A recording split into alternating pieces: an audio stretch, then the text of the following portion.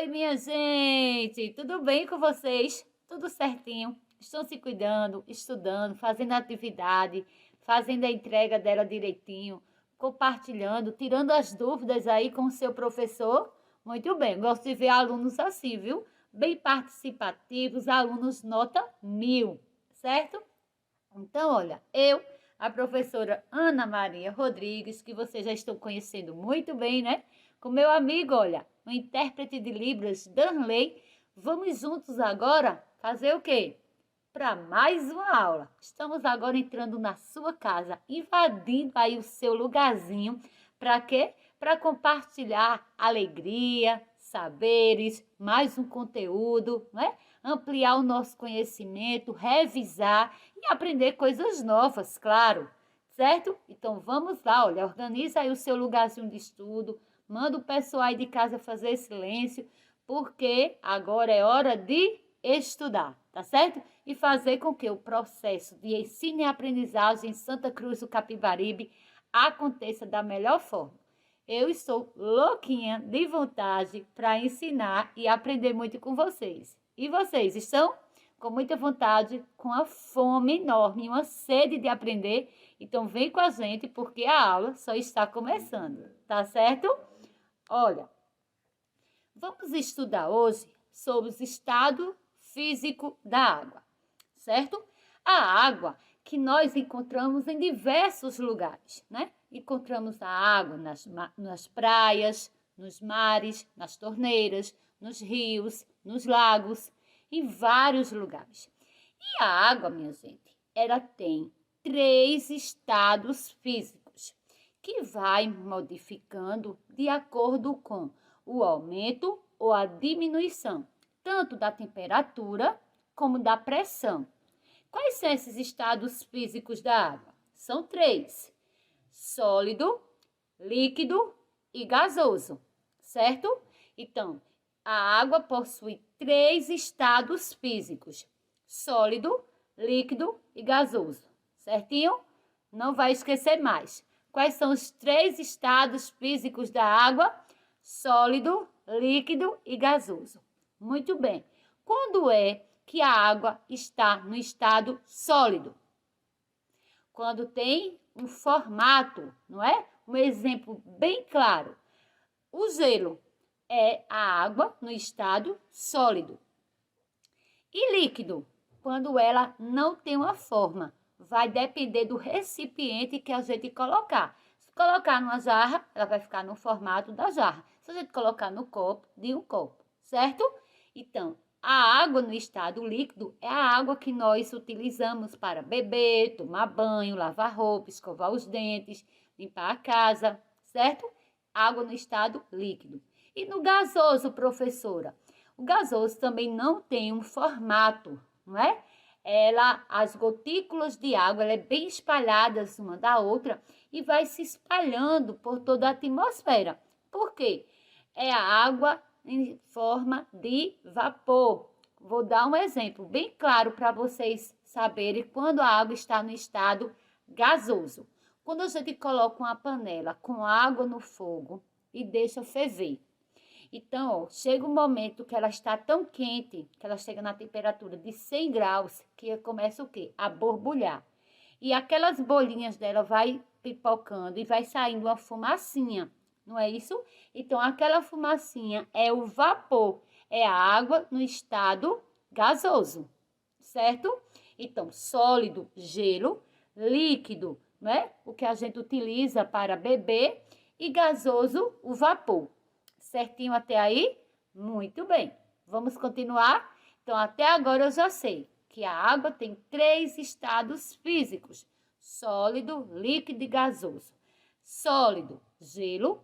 Líquido, que nós utilizamos para beber, um exemplo. Gasoso, vapor, certo?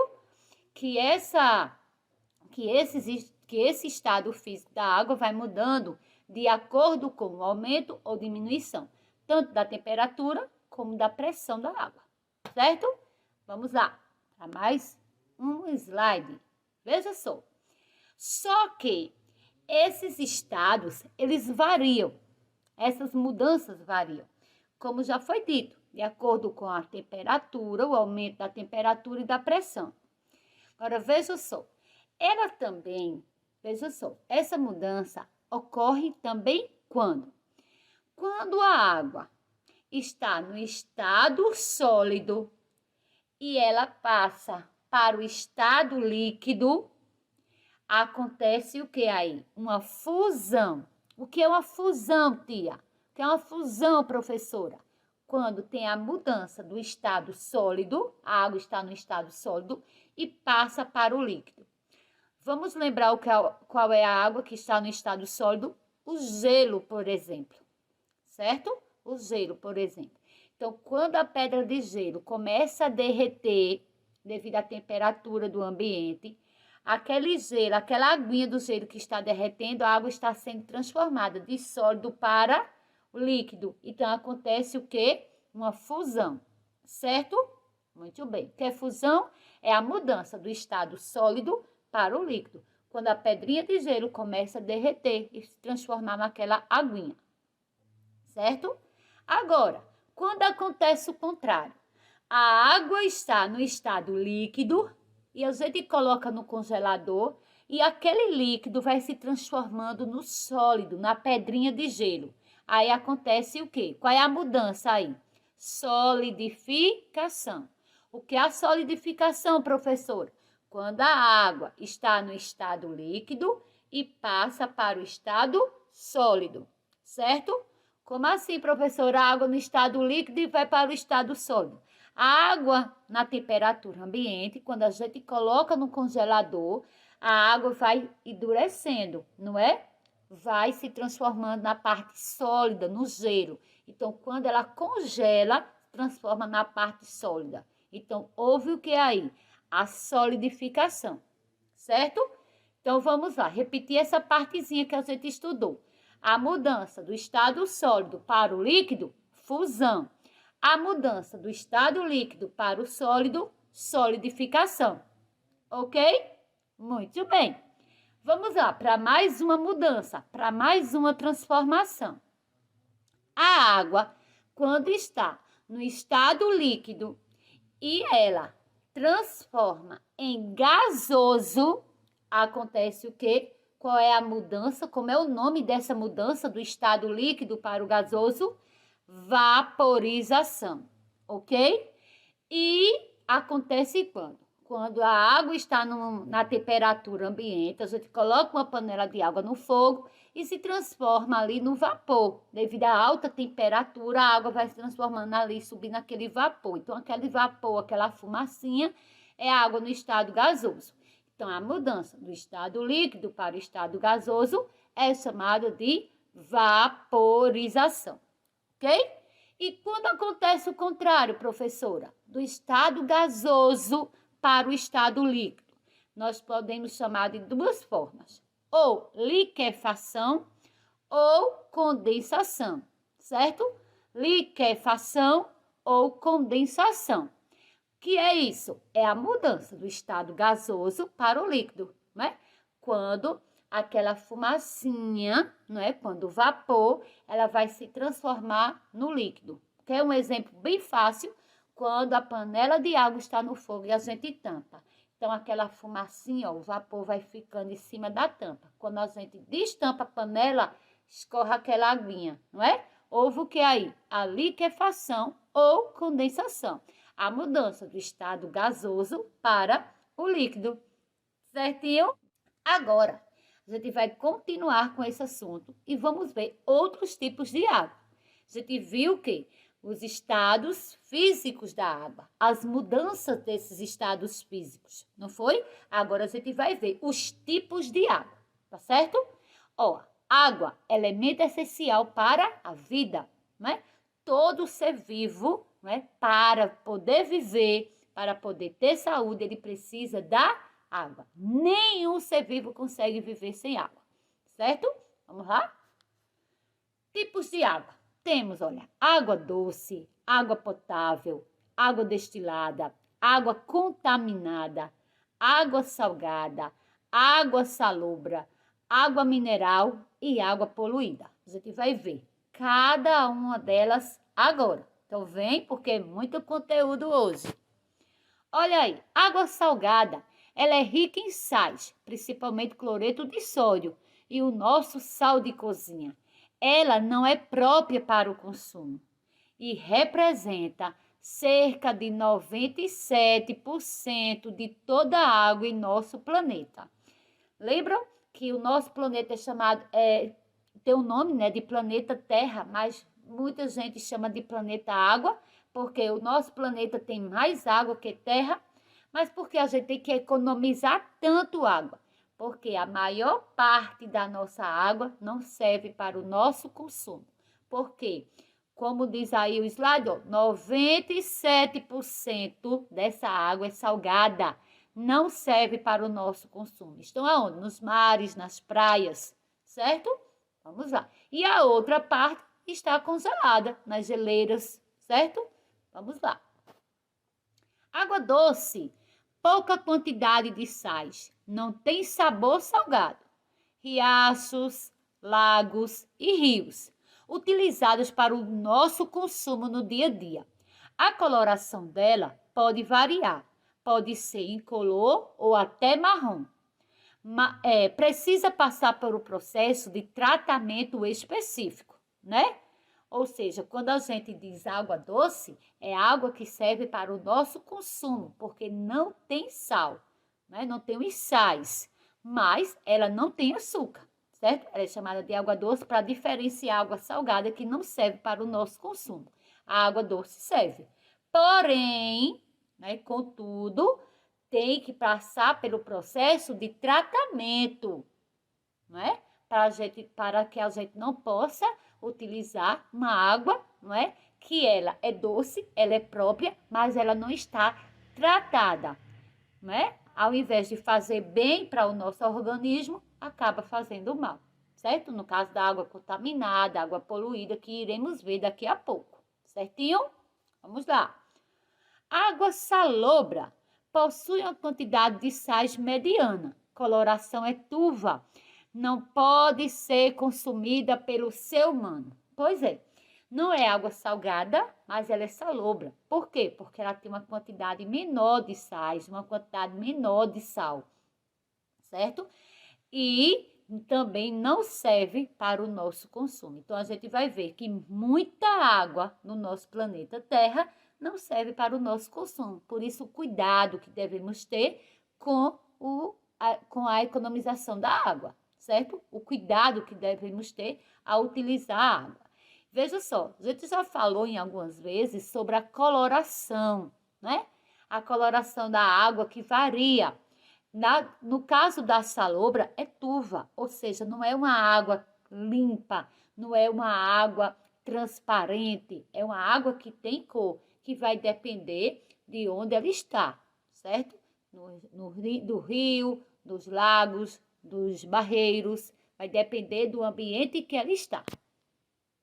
Vamos lá. Água potável, essa sim, própria para consumo. Essa aí é a água que serve para a gente consumir, beber, cozinhar, processo de higiene, tanto pessoal como da casa, passou por algum sistema de tratamento. Agora sim, a água é doce, passou por todo o processo de tratamento, tirou toda a poluição, toda a contaminação da água, agora sim a gente pode ingerir, né? Está livre de impurezas e micróbios, os que causam mal à nossa saúde.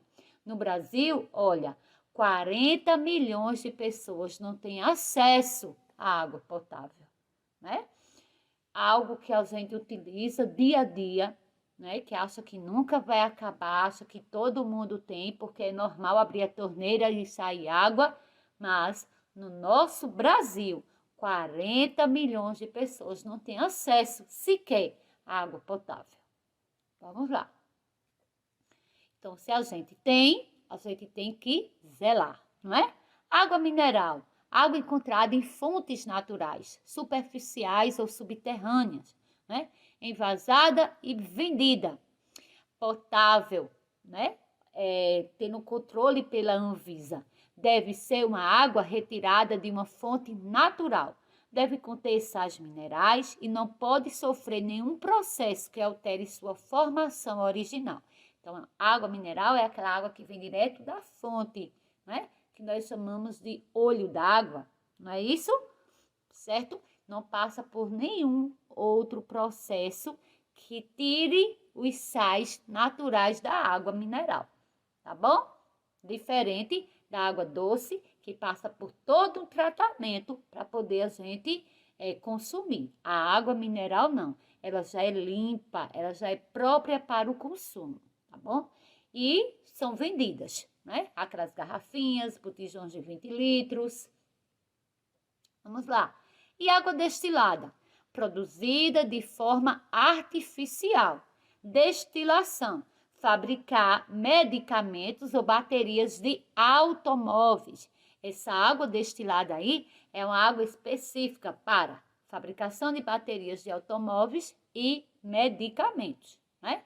Não serve para o uso do nosso dia a dia. Tem uma utilidade específica, certo? Água poluída, olha aí que problema, não é? Não deve ser consumida. Poluentes misturados em sua composição. Apresenta modificações de cor, odor e sabor. Lembrando que uma água própria para o consumo é aquela que não tem cor, não tem cheiro, não é? Ela é transparente. Ela é totalmente transparente, limpa, sem cheiro nenhum, sem gosto nenhum, certinho? Pode conter substâncias e organismo que pode causar doença. Qual é o tipo da água? A água contaminada, não é? A água poluída também não serve para o nosso consumo, porque pode causar vários problemas de saúde, como a água contaminada também, né? Podem receber de esgoto ou dejetos químicos. Também é altamente nociva, tanto a poluída como a contaminada, não é? Ela é nociva, ela traz danos para a nossa saúde. E aí? Tudo ok com a aula de hoje? Trouxe um desafio, trouxe uma perguntinha para vocês. Será que vão acertar? Primeiro, se tiver qualquer dúvida, como é que deve fazer? Ficar com ela com vergonha? Não, não é? Muito bem. Tirar a dúvida aí com o seu professor, voltar o vídeo, não é? Estudar, pesquisar mais, se aprofundar mais sobre o assunto, né? Para, olha, realmente compreender, tá certo? Vamos para o desafio da aula de hoje? Vê só se vocês vão compreender esse desafio, acertar. De acordo com um relatório divulgado pela Organização Mundial de Saúde, a OMS e a Unicef, quantas pessoas no mundo vivem sem acesso à água potável em casa? A gente viu que mais de 40 milhões de pessoas não tinham água potável, mas no Brasil e no mundo, quanto é? 957 milhões, 1,5 milhão, né? 1,5 bilhão, né?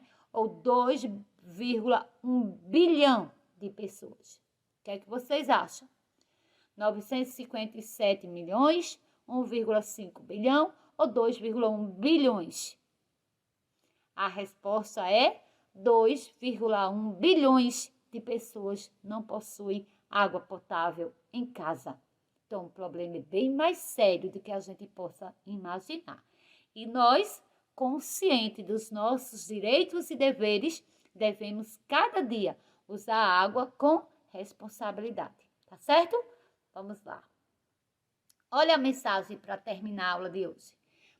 Bonito mesmo é essa coisa que dá na gente de acreditar que cada dia pode ser melhor. Entenda, tudo tem o seu tempo.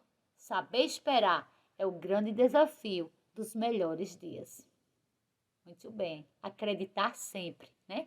Desistir, jamais. Acreditar ficou para cada um de nós, guerreiros, lutadores, não é? Desistir ficou para os fracos, bem longe de cada um de nós, né? Somos guerreiros, tá certo? E tudo tem um tempo certo de acontecer. E o tempo certo é o melhor tempo para acontecer as coisas. Então, que a gente saiba lutar, que nós saibamos, não é? Lutar e esperar, porque a vitória chegará, certo? Um beijo, fique com Deus e até a próxima aula, se Deus quiser. Tchau, minha gente. Cheiro no coração de cada um. Estudem, viu? O estudo é o segredo, é a chavezinha, olha, do sucesso. Tchau.